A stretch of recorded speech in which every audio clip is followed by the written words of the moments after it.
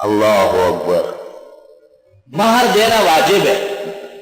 اگر بیوی مانگے اور پھر بھی نہ دے یا نہ دینے کا ارادہ ہو تو حدیث شریف میں ہے قیامت کے دن یہ شخص بارگاہ الہی میں زناکار کھڑا ہوگا. اس نے نکاح نہیں کیا تو زنا کیا ہے. اس لیے مہر عقل مند پہلی بار پیش کر لیتے ہیں. یہ آپ کا مہر ہے 10,000 20,000 یہ میں پیش کر رہا چاہتا ہوں. وہ کہے کہ میں نے قبول کیا اور آپ کی خدمت میں واپس ہے، یا آپ رکھیں تاکہ میں آپ کے علم میں کتابوں میں درس میں شریک رہوں اجر میں، وہ علیحدہ بات ہے. یہ کیا کرتے ہیں آج کل کے مہر مقرر تو کر لیتے ہیں لوگ کے سامنے 25 لاکھ 30 لاکھ، پھر پہلی رات کو بیوی کے سامنے روتے ہیں اور اس سے معافی مانگتے ہیں کہ کم کر لو. تو میں کہتا ہوں اتنا رونا کبھی امی کے سامنے تم نے نہیں کیا ہے جتنے بیوی کے سامنے. تو جو خاوند بیوی کے سامنے آنسوں سے روتا ہے وہ خاوند کیا رہے گا؟ خاوند تو وہ ہے جو رلا رہی ہے، یہ تو عورت ہے. کسی نے کرا کل تو جائیے یہ آواز مان دو.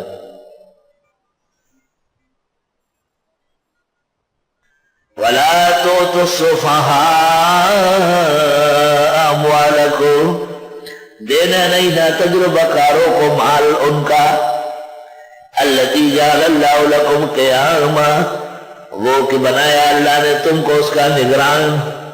پہلے کہا تھا نا کہ یتیموں کا مال لینا نہیں، دے دو، تو اس وقت تک نہ دو جب تک کہ ان میں تجربہ نہ آیا.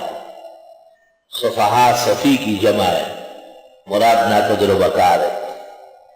حضرت امام شافعی کے نزدیک تو کمال بلوغ جو ہے 40 سال ہے، اور امام اعظم کہتے ہیں 25 سال میں ہر حال میں واپس کرے، کیونکہ 25 سال میں آدھا آدمی دادا بن جاتا ہے. کم از کم عمر بلوغ 12 سال ہے، اور کم از کم عمر ولادت کا حمل 6 مہینے ہے. 12 سال کا گرما گرم لڑکا تھا، اس کو اچھی لڑکی ٹائپ پر مل گئی، 6 مہینے جب پورا ہو گیا بچہ ہو گیا.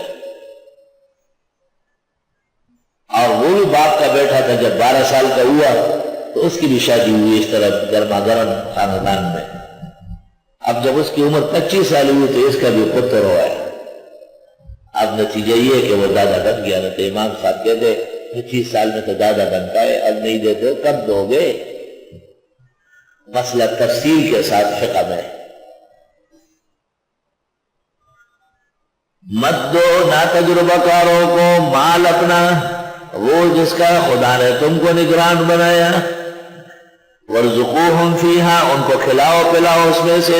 وکسوہم، کپڑا پہناؤ. وقولوا لہم قولا معروفا، اور بات کرو ان سے بات طریقے کی کہ بیٹے آپ کا ہے یہ زمین، یہ باغ، یہ پونجی، یہ بینک بیلنس، لیکن آپ چھوٹے ہیں، لوگ لے لیں گے آپ سے، آپ ضائع کر دیں گے. وابتلوا الیتامی، اور آزماتے رہو یتیموں کو. کبھی تھوڑے سے پیسے دو، کہو جاؤ آم لے آؤ، سستے لے آؤ اور اچھے چونسا سجاباد والے لے آؤ.